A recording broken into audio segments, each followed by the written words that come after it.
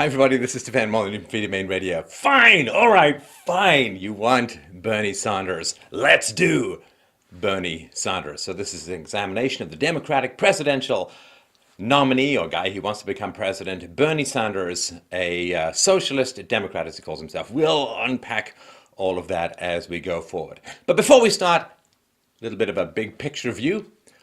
Okay, total gross domestic product for all of Europe. Okay, total economic output for everyone and everything in Europe in 1870. Yes, it's relevant. Just hang on for a sec. It's about $1 trillion, give or take, right? So the entire economic output of Europe in 1870 was $1 trillion. Okay. Now, socialism really started in 1860, 1870, and so on, and became very big with the progressive movement of the Fabian socialists at the turn of the 20th century. But let's just, pick 1870, where socialism was getting its start. Now, if you said to socialists, we are going to take the entire economic output of all of Europe and give it to the poor, they'd have said, well, actually, that's kind of communism, but whatever, right? They would have been completely thrilled. So total European GDP, gross domestic product in 1870 is $1 trillion. All right. Now, the U.S. welfare state spends $1 trillion a year on direct transfer payments to the poor, like on the welfare to the poor. Now, that is something to mull over, right? When socialism starts, it says we want to help the poor by transferring money from the rich to the poor. The equivalent of the entire European domestic product in 1870 is being transferred to the poor every single year in America. And the war on poverty really started in the 1960s under LBJ's war on poverty. Today, the US government spends 16 times more after adjusting for inflation on means-tested welfare or anti-poverty programs than it did at the beginning of the war on poverty. Now, poverty was being solved in America in the post-war period. You can see the charts, it's going down by about 1 percentage point every year until the government, God bless them, they decide to come in and help. And then poverty stops declining. And the decline in poverty kind of came to a grinding halt at the beginning of the war on poverty. So the more that the government spends, the less progress against poverty has been made. And we're just talking about the welfare state. The education system, $621 billion was spent in 2012. So overall, since 1960, America has spent at least over $22 trillion. Like, just mull that over in your head. Since 1960, America has spent over $22 trillion, $1,000 billion fighting poverty. That is vastly more than anyone could have conceived of, even in 1960, let alone when the socialists were agitating for more spending on the poor in 1870. That's the big picture thing.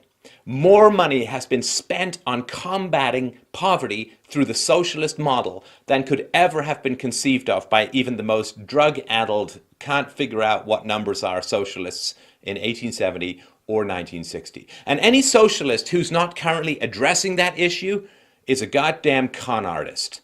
Because that's kind of an important thing. Say, well, we need to spend more money on the poor. Well, you've had more money, socialists, than any socialist could have conceived of in 1870 or 1960. You are transferring the equivalent of the entire European economy of 1870 to the poor every single year. And poverty is not getting any better. In fact, poverty is way worse than it was. Because the national debt is far higher now. And debt is just deferred poverty, right? I mean, if you can blow your visa now, it just means you can have less money to spend in the future. So the poor are vastly worse off now than they were, certainly in the post-war period when poverty was declining, but they're vastly worse off now than they were in 1960. Plus, we've had now multi-generations of people growing up where they've never seen anyone in their family working. The amount of human capital, job skills, how to deal with bosses, how to deal with customers, all that knowledge has evaporated from entire gene pools. So it is catastrophic. So people who are saying, well, we need more money, is just mad. And you'll see as we go through this, Bernie Sanders is a big one for saying, free! Let me tell you something. When someone comes and tells you something is free, this is an intelligence test. And if you believe that something can be free, you're either so greedy you're willing to lie to yourself, or you're too dumb to understand what I'm saying, so you probably should get back to some cats playing piano. So this is the really important thing. He comes along and says, well, college should be free and healthcare should be free and so on. This is all nonsense.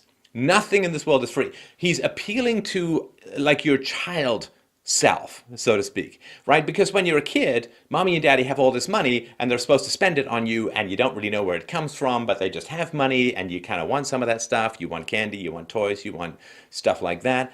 And so when people come and say, oh, the government should pay for this, they're creating some sort of weird illusion that the government has money. Government has no money. Government has no money. Those 4 words are the essence of a free society. Government has no money. I'd like to put an F word in there, but I'm trying to keep it clean. Government has no freaking money, people. It has no money. So it can borrow, it can print, it can sell bonds, which again is just deferred taxation, or it can tax. It has no money. So the government can't pay for anything. So let's start looking at Monsieur Le Sanders, a French socialist injection into Anglo-Saxon capitalism, well, what used to be in America. So in June 2015, good old Bernie introduced legislation would raise estate taxes up to 55% for multimillionaires and billionaires, and an additional 10% tax would be imposed on 530 billionaires whose combined worth is $2.6 trillion. So he's going to tax. So when you die, the estate tax, right?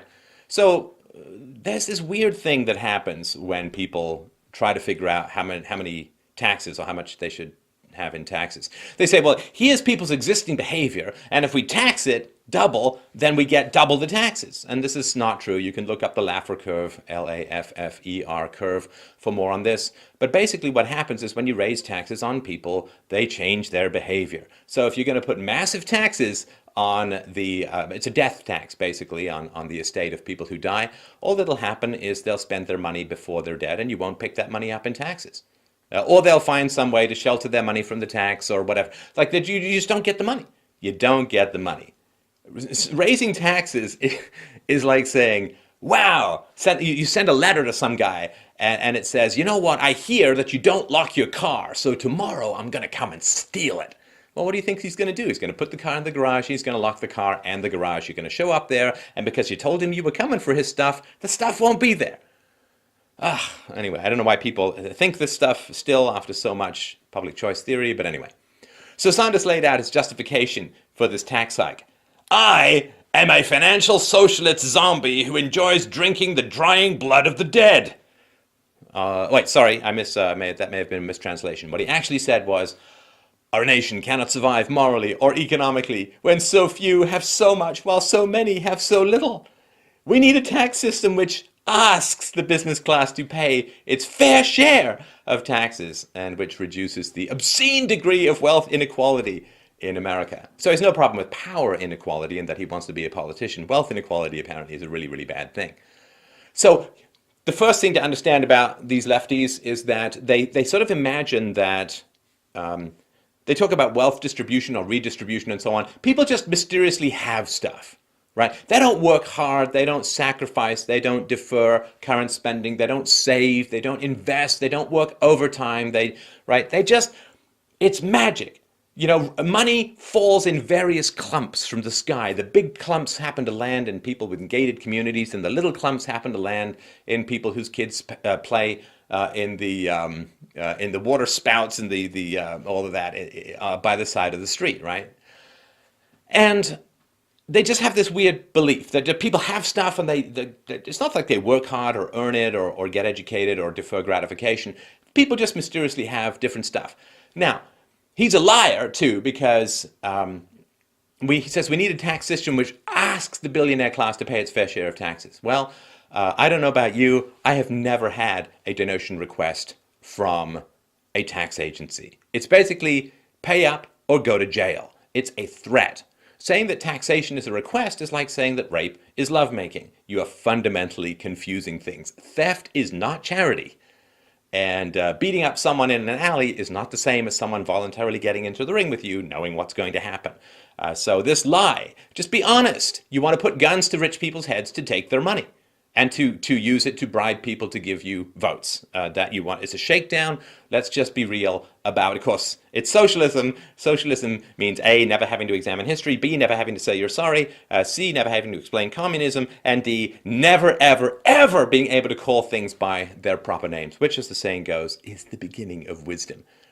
Obscene, you see, it's obscene. And fair share. Fair share, the word fair share also hooks into, if you grew up with siblings, everybody's obsessed with fairness and so on. And if you say that someone's not paying their fair share, moral question came up for me when I was a teenager playing Dungeons and Dragons. We ordered pizza and someone contributed a coupon as part of his payment for the pizza. Fair share or not? Discuss.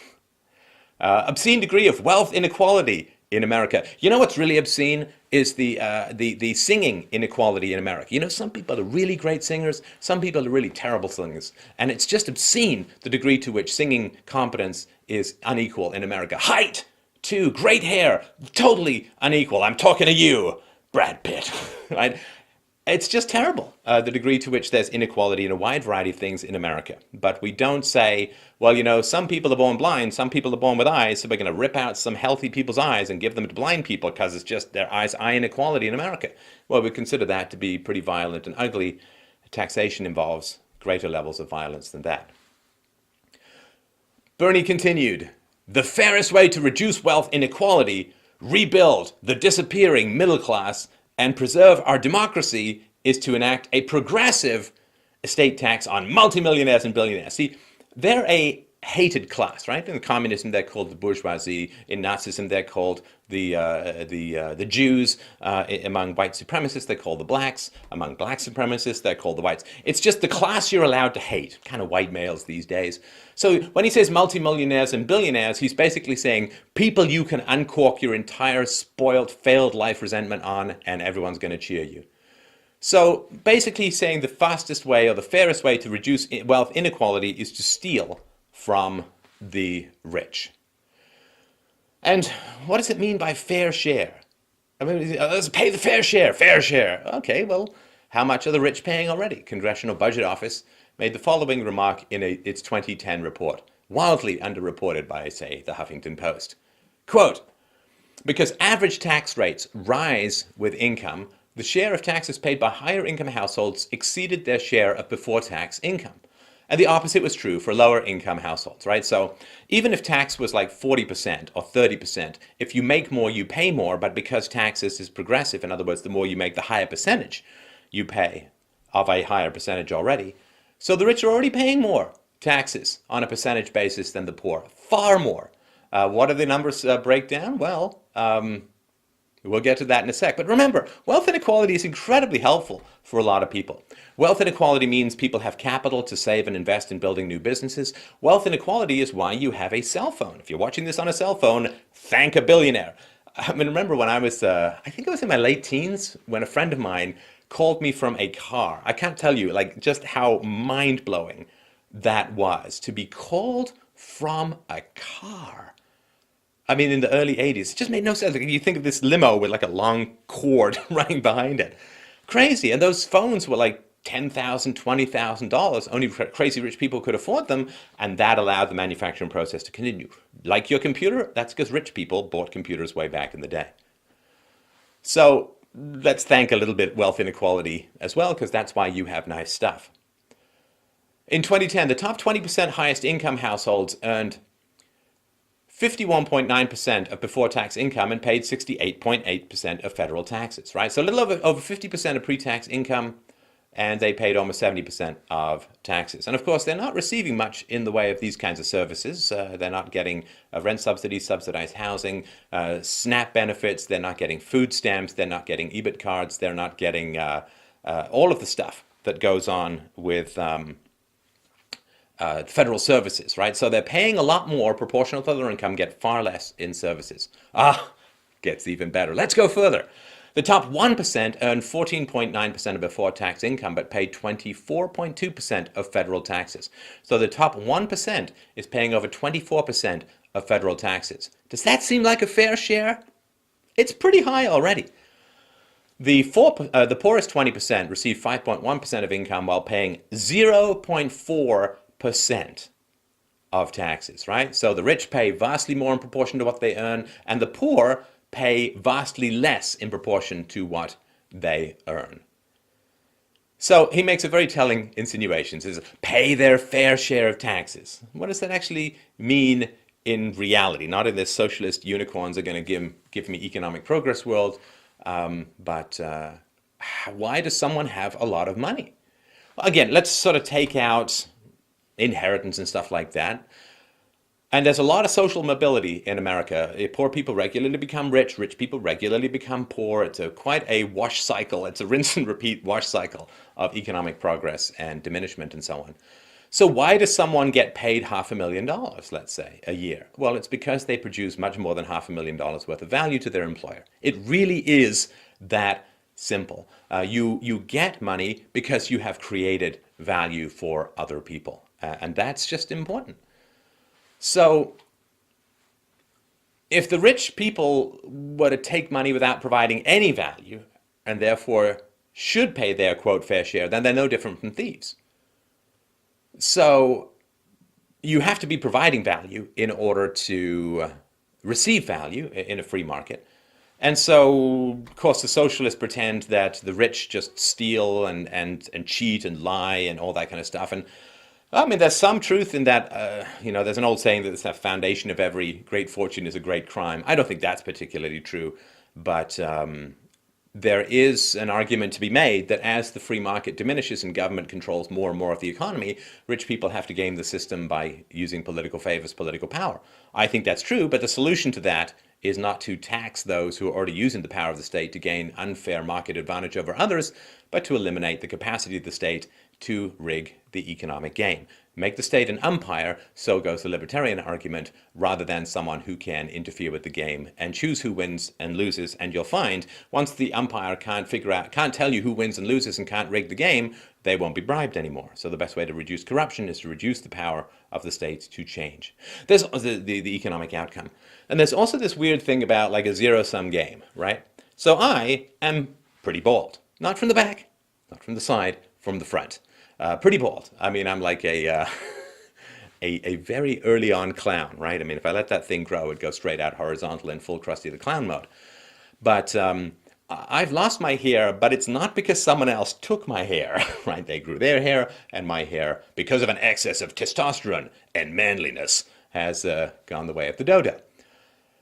And in the same way, people think, well, someone else must be rich because I'm poor because someone else is rich, right? Everyone should have $40,000 a year. Some people have 400,000 because other people only have 4,000. They've stolen. It's a zero-sum game. It's all this. This is not the case. Money is created. Money is not transferred. Money is transferred through the state. Money is transferred through the military-industrial complex, the prison-industrial complex. It's transferred through a lot of financial voodoo, evil thumbjiggery that goes on with the banksters on Wall Street, mostly dealing with government manipulation of the economy and government bonds and government printing of money. But in a free market, wealth is created. It is not stolen from someone else. But of course, that doesn't really work in the socialist paradigm. Now, of course, another class of people you're allowed to hate, the word corporations. And corporations, I'm not a huge fan of corporations, and I've done shows on this before. They are a government-created voodoo that keeps rich people from being held accountable for their actions. But regardless, I mean, that's not why socialists dislike corporations. Corporations is just one of these buzzwords. You know, it's like this dog whistle to arouse your beta resentment of the successful. Corporations! They're really red. Literally red with a sickle, I guess, hammer and sickle, flag in front of the Socialist Bulls. So he proposed into his 2013 Corporate Tax Fairness Act. He said, we're going to end all tax credits provided for foreign taxes on foreign income. Corporations would essentially get double taxed, right? They have to pay both foreign and domestic tax on any revenue that was generated overseas. So what does that mean? See, tax credits is one of the end loopholes. Well, first of all, if it's legal, it's not a loophole, right? What they're trying to do is trying to get you to believe that other people are cheating and therefore you're not getting what you deserve. And no, corporations are complying with the law to a large degree. And if you tax corporations more, again, there's this weird fantasy that there are just people out there like Scrooge McDuck sitting on enormous piles of gold, and if you tax them, they'll just give some of that gold and it won't have any other effect on the economy. But it's not true. You tax corporations, and what do? Well, they don't give their workers raises because they don't have the money to do it. So I'm not sure what people think. Like, corporations aren't some entity outside of space and time, right? They're not in the end dimension of unicorn farts out in another universe. well, you can tax them, it has no effect on the economy of this. Raise taxes on corporations, they grow slower. They also will spend more time lobbying for exemptions. Just look at the number of corporations that were granted exemptions in Obamacare, particularly Nancy Pelosi's district, also known as the 21st layer of hell. And they'll just find ways out of it. They'll move money offshore. And people will still stop investing. They'll just save their money and keep it for themselves rather than investing. And fewer jobs will be created. And there's no magic money. You can't get taxes from corporations for free either. It has a ripple effect on what they do. So higher prices will be charged for you, the consumer, fewer job opportunities for you. That's what's going to happen if and when this ever goes through. So resist hatred, right? And just view people as people. More recently, Colonel Sanders has put forward a legislation that would supposedly stop profitable corporations from sheltering income overseas in the Cayman Islands and other tax havens to avoid paying U.S. taxes. Okay, so you can stop people parking their money in the Cayman Islands. That simply means that they'll move their head offices to the Cayman Islands and abandon the US, throwing tons of people out of work and resulting in even less taxes for the American government, right? I don't know, it's just completely bizarre. It's like you're a kid playing tag and there's a really, really fast person and you say, okay, they're 20 feet away from me, but I can cover that in a couple of seconds. So I'm going to say, I'm it, we're playing tag. And then you start chasing them and you say, well, obviously I'm going to get there in 2 seconds because I can run that quickly. Well, of course, you start saying, tag, I'm it, I'm going to catch you. What do? They start running away. And because people change their behavior based upon what you do. I don't know how it is that, I don't know, like, if you walk up to someone, you hold your hand out to shake it, in a business meeting in particular, they're going to shake your hand. Try it someday. Someone walks out to shake your hand and you just stand there. Whatever you do is going to affect what someone else does. And just raising taxes is, okay, well, rich people aren't dumb for the most part. Okay, Kardashians, Hiltons. Anyway, outside of the reality TV universe I don't even remotely comprehend, rich people aren't particularly dumb. And they're pretty good with money, and yeah, IRS brain-dead, cheese-eating dunderheads versus really nimble and smart rich people who really care about their money. I think I know where I'd put my money. So just this fantasy, oh, I'm going to change the taxes. No one's going to change their behavior.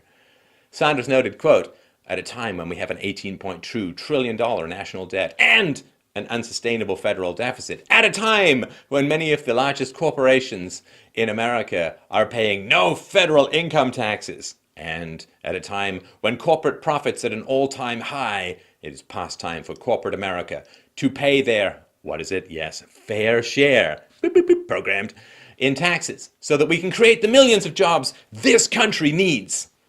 Oh, so much wrong with that. I could do a whole show on that, but so we're going to take away money from people who have a proven track record of creating jobs, i.e. big businesses.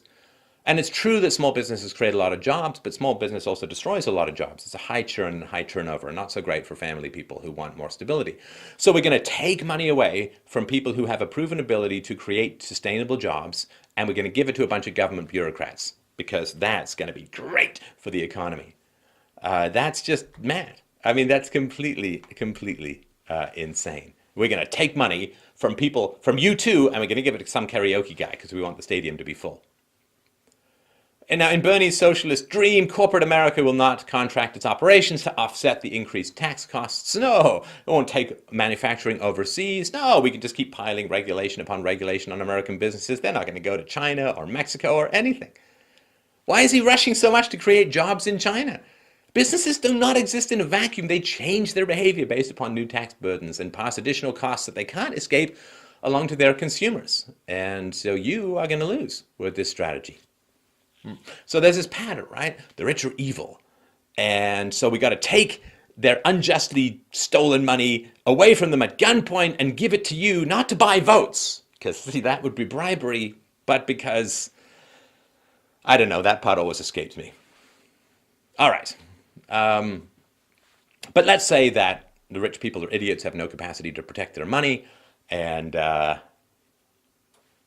what if we did get away, right? What if we taxed the top 1% in the US at a rate of 100%? Took all of their money, the top 1%, the 1%, remember, 1%. We take them all of their money for a year. Not all of their money saved, but all of their income for a year.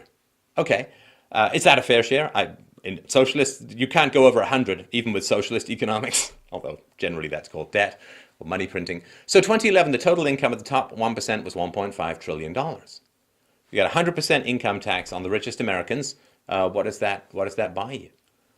Well, in 2011, it's even worse now, right? Welfare spending under Obama's gone up almost a third. But the 1.5 is just enough to cover the US deficit of $1.3 trillion for 2012. So if you tax the richest 1% at 100%, you don't even cover the deficit, which is the deficiency in spending this year. It doesn't even talk about the $18 trillion debt or the $100 trillion plus in unfunded liabilities, promises the government has made that it doesn't have the money to cover.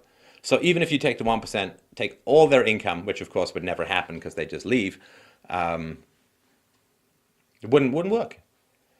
Look, half of Americans provide 90%, 97% of all taxes, right? The top half income earners in America are paying for just about everybody else.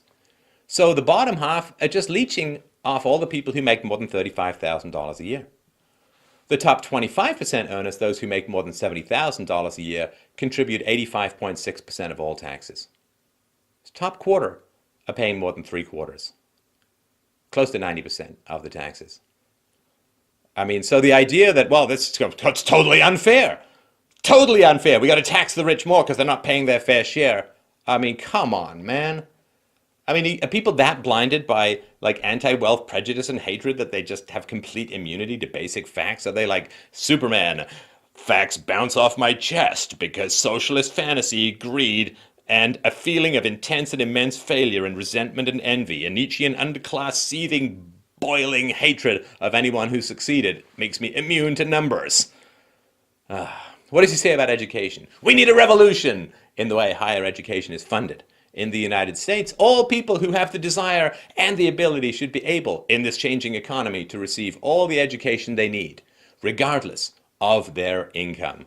This must be done not only to rebuild the disappearing middle class, but to make us competitive in the global economy, because, his knowledge of economics, he bombed out of biology because biology involves facts when he was younger, but he ended up taking political science. I guess that's the same as biology, but opposite and unreal and imaginary and nonsense. So, okay, so he's saying you should just get education if you have desire and ability. Well, what if I want to get educated in obscure Middle English poems from the 14th century? Okay, I have ability, I have desire. Does that mean that $1 million should be taxed from hardworking people in order to indulge my whack jobbery hobby? No. I mean, the business needs should be driving education, unless you're just a dilettante who want to educate yourself for fun on your own. Well, of course, right? Otherwise, there's a huge amount of waste. The idea it's good for the economy to fund everyone whose brain is still immature, right? Men's brains don't mature until 30, women until 25. And the idea that you can just fund them for whatever they want if they show some basic ability. And of course, if more people want to apply to go to school, you have to lower the standards, so we don't even know if there's any ability out there at all. But this idea that you're just going to take money from hardworking people to give it to people to pursue whatever education they want, and that it has to be done through a university, is all nonsense. If you really want to help the poor, don't have them need to defer income for 4 years to pursue a degree with questionable market value, to say the least. If you really want to help the poor, lower barriers to entry for starting new businesses, stop requiring, like a third of people in America require government permission to have a job. And so get rid of all of those limits to people getting into the workforce, and allow intelligence tests back into business, right? So intelligence tests have been illegal for many decades in the United States, except for the government, of course. And, you can make some case for it, but companies basically don't want to do it. So you can't really do intelligence tests, IQ tests, to get people to establish their ability. And so now what happens is, instead of a very cheap IQ test that the poor could easily take, now you need 4 years for a pseudo IQ test called public education, college education. It's all completely nonsense. He says, we must fundamentally restructure our student loan program. It makes no sense that students and their parents are forced to pay interest rates for higher education loans that are much higher than they pay for car loans or housing mortgages. Yes, because, You know what the value of a car is. You know to some degree what the value of a house is. You have no idea what the value of a history degree is. No idea. And they're forced to pay. See, the rich are asked to pay when there's a gun to their head, but parents are forced to pay when their kids don't have to go to college at all and can learn online or start their own businesses. See, now it's forced. See, now when people are making choices that have consequences, they're forced. But when the government is pointing guns to people's heads to take their money, well, it's just a request. Like, I'm going to put chloroform on you and you request that you have a date with me in my basement. He said, we must also end the practice of the government making $127 billion over the next decade in profits from student loans. Great! Then have the government stop providing student loans, have them go back to businesses and banks so that you can make sure that the degrees have some sort of economic value. So he doesn't like forcing people to pay for stuff. He doesn't like forcing people to... So taxes are fine, but interest is bad. God, this is like a caricature from Shakespeare. So when Congress passed a bill that would allow for the future rise in student loan interest rates, Sanders was outraged and furious. Quote, at a time when the average student is graduating from a 4-year college, $27,000 in debt, when hundreds of thousands of capable young people are no longer see college as an option because of high costs, and when the U.S. is falling further and further behind our economic competitors in terms of the percentage of young people graduating from college. This legislation will make, sorry, he's quite a speaker. This legislation will make college even less affordable than it is today. Okay, so making college less affordable is actually kind of a good thing, right? Because there's $1 trillion in outstanding student loans. It's a huge bubble that has been driven. We've got The Truth About College Debt. It's a presentation on this channel. We can put a link to it below. But very briefly, the government started funding college, started giving out, quote, free loans, and started encouraging everyone to go to college. And next thing you know, the college tuition goes up. Hey, limited supply, increased demand, the price goes up. So students are already $1 trillion in debt, which is more than Canada's federal budget and even Brazil's federal budget. So that's a bubble. Let's get fewer people to go to college. It'd be much better for the economy. So what's Bernie's answer to this problem? Because the government has already funded so much college that it's become ridiculously expensive. May 2015, he introduced the College for All Act, a bill that would make 4-year public colleges and universities free for everyone because unicorns make money by sweating. The federal government would cover 67% of the cost of education, while states would contribute the remaining 33%. Now, of course, again, governments have no money. So those who don't go to college would be forced to pay for those who do go to college. In other words, those with a reduced earning potential would be highly taxed to pay for those with a higher earning potential. I think that's exploiting the workers, Bernie. I think you're not so pro on that. In addition, the act would cut student loan interest rates almost in half, not only for future students, but existing debtors as well. When we bail out banks, everyone loses their mind, and rightly so. But Sanders wants to bail out those who made unwise financial decisions regarding their education and charge those with money, those who made better decisions, to pay for it. It's all a bunch of nonsense. And again, it's just the free, right? It's just the free stuff. Free! And if you respond to free, I get we all do, but if you respond to free, it's your basic lizard brain, it's your monkey brain that's responding, not anything rational. So he says he wants a Robin Hood tax on Wall Street. So this legislation is offset by imposing a Wall Street speculation fee on investment houses, hedge funds, and other speculators of 0.5% on stock trades, 50 cents for every $100 worth of stock, 0.1% fee for bonds. Wait a minute, bonds? Why are bonds treated? Oh, right. See, governments sell bonds. And if you tax people buying government bonds, then they'll buy fewer government bonds, which means the government won't have as much money. So they're going to put a tax on stocks. Now, again, there's a huge amount of problems with the stock market. I've got a presentation called The Supercharged Stock Market. So many people are in the stock market who don't want to be there. But you got to put your money in the stock market, otherwise the government takes it from you by gunpoint. So you got to invest it in your 401k, or in Canada it's called the RSP. Your pensions, if you're in a union, your pensions get invested in it. You have You have reduced capital gains tax, profits you make on stocks as opposed to income tax. So the government pays off the financial sector both with direct bailouts, but also by forcing or herding huge amounts of money into the financial sector, creating all of these crazy bubbles and so on.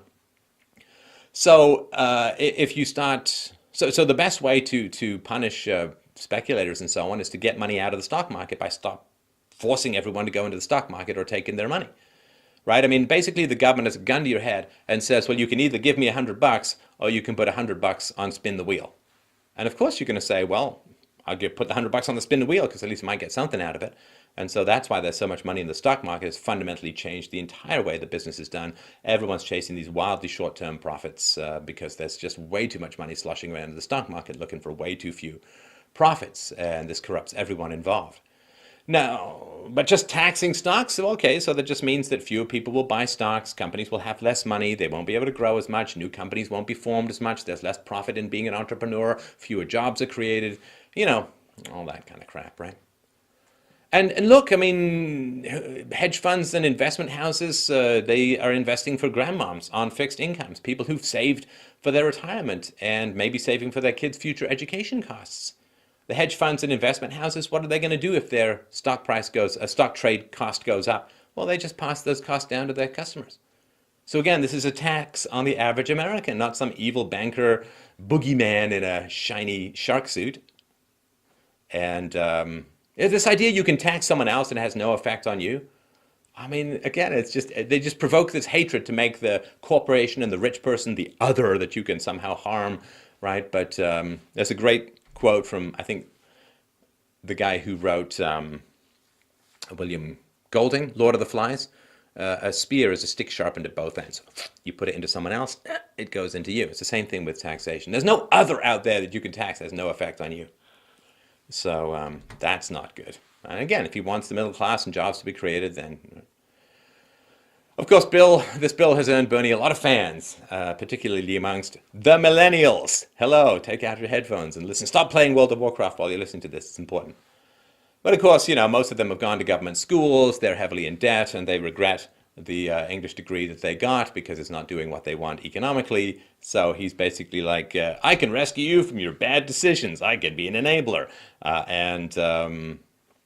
Again, I have sympathy, right? A lot of propaganda out there to go to college and all that, but it's just a complete mess. So, of course, he's going to buy votes by promising to end payments for people, and he's just using the magic word free to separate anybody with any brains from people whose greed has overwhelmed their capacity to think in any way, shape, or form. Now, of course, lots of college administrators are shockingly praising Sanders for all of this stuff.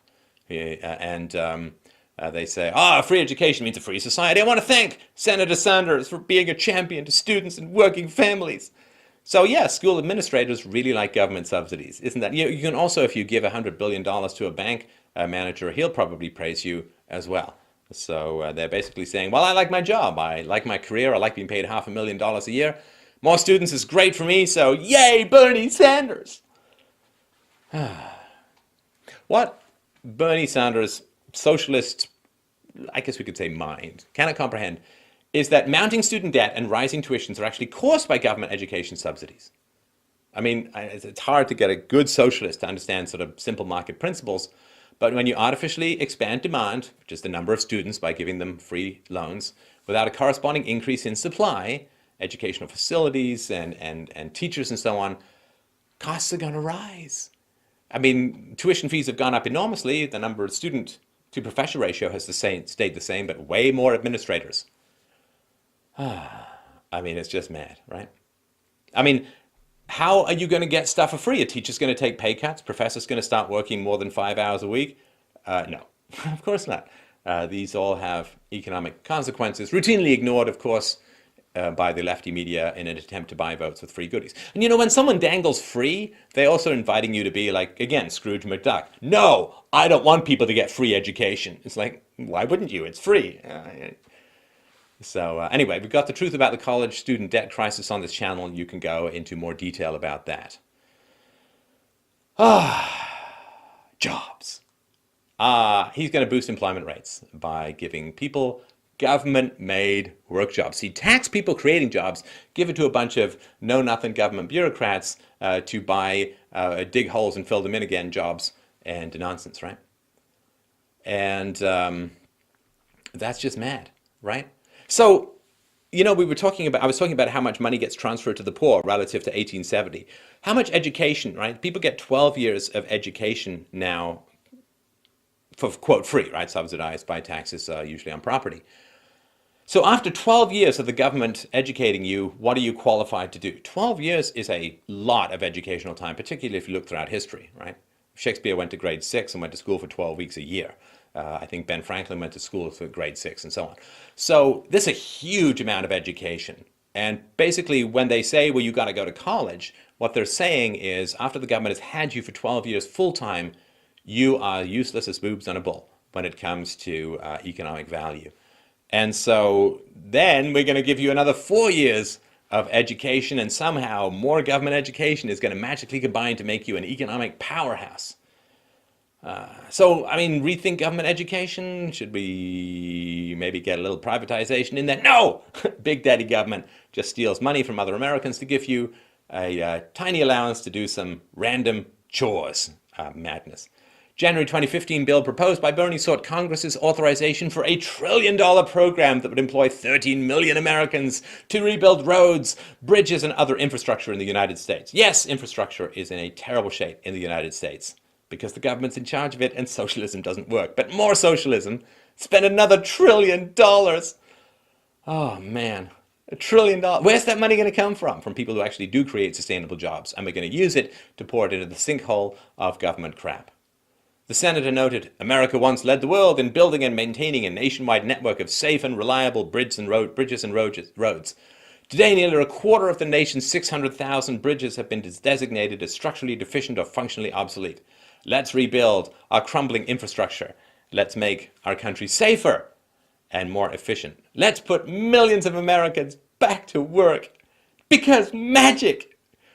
Yeah, let's do all of these things. Let's have a world without cancer. Let's have a world where no storms ever interrupt a woman's wedding, the most important day of her life. Let's have a world free of childhood disease. Just give me $1 trillion and I'll get to work on that. I mean, it's mad. How do people even believe this stuff? It's just astounding.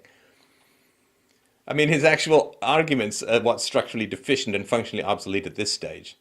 No word on how many trillions of dollars it will take to repair the damaged socialist brain which produced them, let alone the further damage this non-thinking will do. You'll just destroy capital, right? The government's, you've got to privatize all this stuff. You've got to make the people in charge of these bridges economically responsible for their degradation. Otherwise, it's not going to work. So, and what happens to these jobs, these employed Americans, after the program ends, if it ever ends? It doesn't concern him. I mean, he's not going to live forever. The US led the world in building public infrastructure when the government was much, much, much smaller. Much smaller. So let's go back to a small government so we get better infrastructure, because that works, right? No! Bigger! Bernie's Employ Young Americans Now Act. I really, really want to break into that David Bowie song, but out of respect for the twin-eyed wonder vampire, I won't. Employ Young Americans Now Act seeks to provide summer and year-round jobs for 1 million American youths at the taxpayer cost of $5.5 billion. So again, hey, you've been in government school for 12 years. We need to tax your parents to give you a job because you're so useless. In a press release, he noted, quote, we cannot continue to ignore the crisis of youth unemployment in America. We're talking about the future of an entire generation. We've got to make sure that young people in Washington, D.C. and all over the country have the opportunity to earn a paycheck and make it into the middle class. And there's just no way to do it without stealing money and creating useless jobs. I wish we could name these bills for what they really are. The Punch Unborn Babies in the Face and Steal Their Future Lunch Money Act. Because this is what happens. These guys propose all of these crazy spending bills, and what happens? They don't raise taxes to pay for it. They just borrow or print. So it's the next generation that has to pay for the steady diet of brain-eating government cheese in the present. Because he's so concerned about the welfare and employment of young people, Bernie is also pushing for a $15 an hour minimum wage, which is double the current amount. Why not $16? Bernie, what's wrong? Don't you want people to make $32 rather than $30,000 a year? What's wrong with 17? What's wrong with 30? What's wrong with 50? God damn it! If I was a socialist, I'd be offering a $5,000 an hour minimum wage. Wait, what? That wouldn't work because at some point people become unemployable? But 15, that doesn't happen? Oh my God. People. Put down the gun. See what happens. He says, it is a national disgrace that millions of full-time workers are living in poverty and millions more are forced to work 2 or 3 jobs just to pay their bills. In the year 2015, a job must lift workers out of poverty, not keep them in it. The current federal minimum wage of $7.25 an hour is a starvation wage and must be raised to a living wage. Okay, I think that the poor in America would actually do really well from a starvation wage, he said, tongue firmly in cheek, because the biggest problem among poor people is obesity. Not really. A starvation wage would be a huge step up because at least there'd be a third of Americans in the future not suffering from diabetes. That might be a plus because that's kind of expensive, and we'll get to healthcare in a sec. Look, in the early 1960s, the silver content of the quarters was worth about $15 to $20, depending on fluctuations, $15 to $20 an hour. And so if the minimum wage had simply kept pace with the inflation, minimum wage right now would be way over $7.25. It'd already be $15 to $20 an hour. So the problem is not the minimum wage. The problem is the government keeps debasing the currency. It keeps buying votes by printing money, and that's a problem. Raising the minimum wage is just a way of covering up government inflation of the money supply and the useless tits-on-a-bull skills that people come out with after government education. And if you can't provide at least $15 or more an hour of value to your employer, you're going to not be able to find jobs. That's okay, because, at $15 an hour, you can't get a private sector job, but we'll give you government jobs instead, thus making sure that your taxes will increase in the future far beyond what you're getting from this job. Okay, so if this explanation of why the minimum wage reduces employment isn't enough for you, there's plenty of empirical evidence that supports this assertion. By golly, yes, there is. A meta-analysis of minimum wage research that examined 102 studies from the United States and across the globe found that only 8 gave a relatively consistent indication of positive employment effects. 8 out of 102, or 7.8%, said that the minimum wage did anything even remotely possible. 85% of the most credible studies indicate that the minimum wage hurts employment. Yep. Think of it like minimum attraction, right? If your attractiveness level on a scale of 1 to 10 is a 5 and you keep trying to pick up 10s, you ain't going to get a lot of dates because your minimum hotness scale is way out of balance.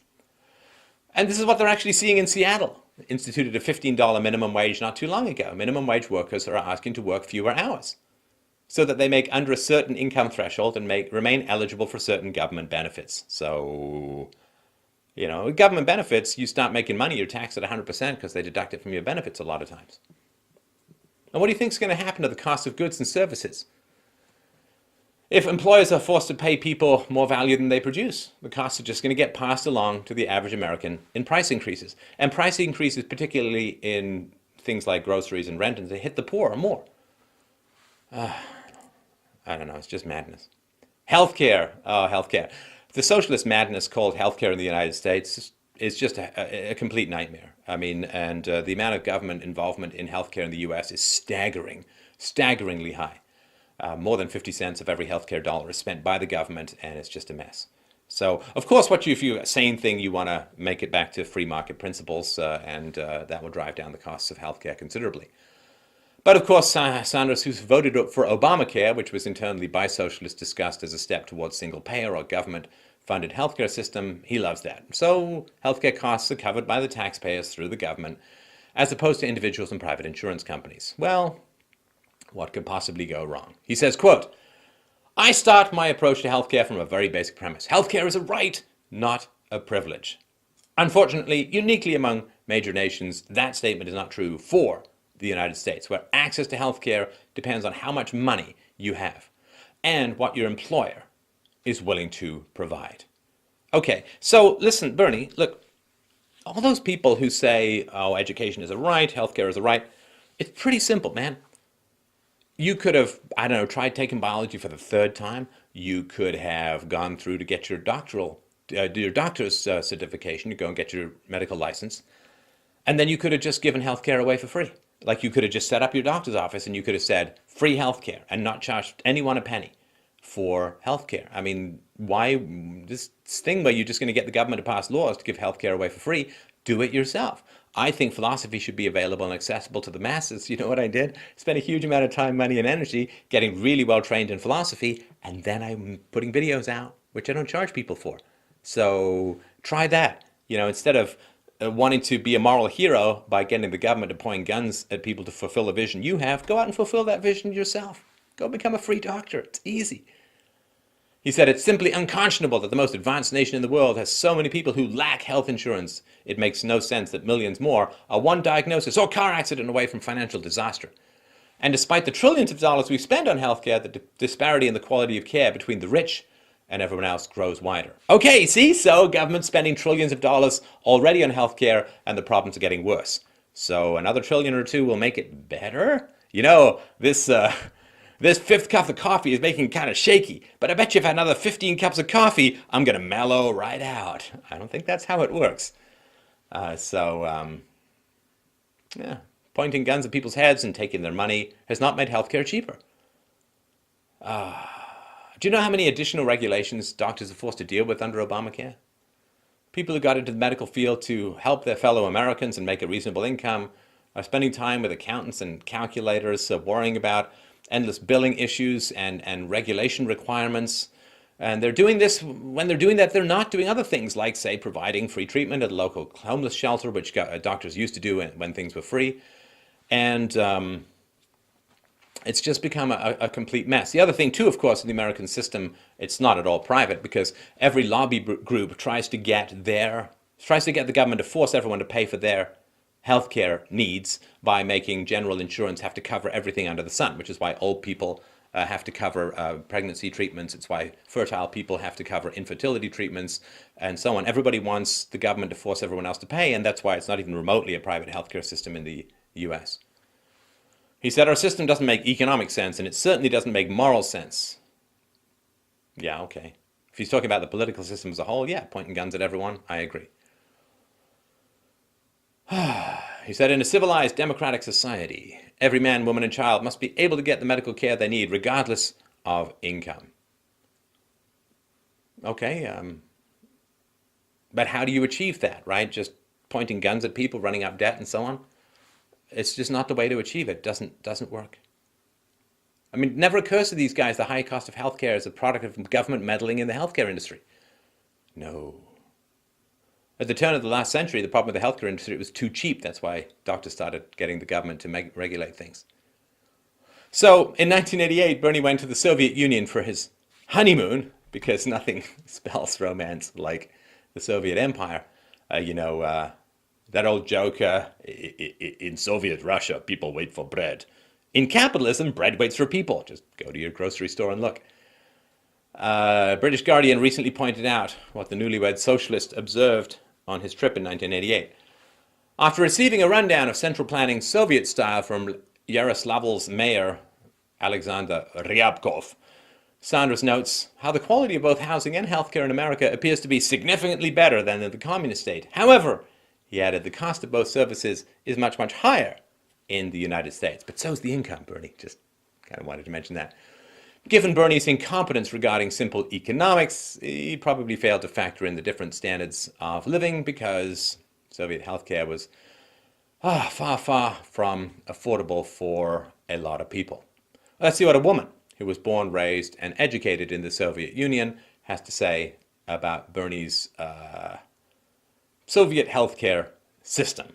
Quote, medical care in the Soviet Union became a producer-oriented industry instead of a consumer-oriented market that it had been in old Russia. But even the state cannot kill the market, just as the state cannot repeal the laws of God and nature. The market was simply driven underground and thus became the black market. The black market response to state rationing occurred immediately. Doctor services and pharmaceutical products, both domestic and foreign made, as well as access to medical testing equipment, became available for bribes. Unfortunately, only the wealthy elite could afford expensive black market medical services, while the poor majority could no longer count upon charity. In the world of, quote, free medical care in the Soviet Union, people often had to have connections to obtain many of the medicines prescribed by physicians to save their family members and friends. Indifferent and often hostile nurses and orderlies had to be bribed to change a patient's bedpan or to provide ordinary attention that any American would take for granted during a stay in a hospital. Hospital wards were crowded and far from antiseptically clean. Aesthetics and basic painkillers were frequently unavailable. The crying of patients in pain could sometimes be heard from outside a hospital by passers-by. So why am I bringing up the Soviet Union with regards to our carty old wild-haired grandpa who wants to give people free stuff? So, I mean, look, Sanders has other public positions. They're exactly what you expect. Rich, bad, I'll give you free stuff. Rinse, wash, repeat, same thing over. So, look, people in writing say, what is your opinion on Bernie Sanders? He's, I hate to say it, I mean, we went through this presentation. I went and reorganized this presentation so many times because he's boring. He's predictable and dull. Like all socialists, he's completely divorced from physical, economic, and human reality, but is very in tune with the discontented greed of the masses that anxiously look for scapegoats for their own irresponsibility and beg for politicians to give them free goodies that will be stolen from everyone's future children. The fact that a socialist has recently surpassed potentially brain-damaged Hillary Clinton in favorability polls doesn't surprise me, given that the United States has already a massive number of socialist policies in place. What's interesting is that Sanders is not even trying to hide his socialist agenda, unlike other politicians, yet his popularity is surging in the very country that fervently opposed the Soviet Union for decades. Socialist is a dirty word for a reason, but hey, at least he's honest. I recently put out a video on the causes behind the collapse of Greece. It's called The Fall of Greece. Prepare yourself accordingly. I strongly recommend that you watch it, because I fear the same trend is repeating itself in the United States. When someone offers you something for free, it starts off as a cobweb and it ends as a chain. It's like a bad habit. Starts as a cobweb, ends as a chain. It's like an addiction to a drug. Starts as a high and ends with a crash and destruction. The true freedom in life, what makes you truly free, as in liberated, not deluded. What makes you truly free is understanding that there's no such thing as free. There's no such thing as free in this world, and everyone who tries to tell you that there's something that you can get for free is giving you the drug called delusion in order to enslave you forever. This is Stefan Molyneux for Free Domain Radio. Reason and Evidence 2016.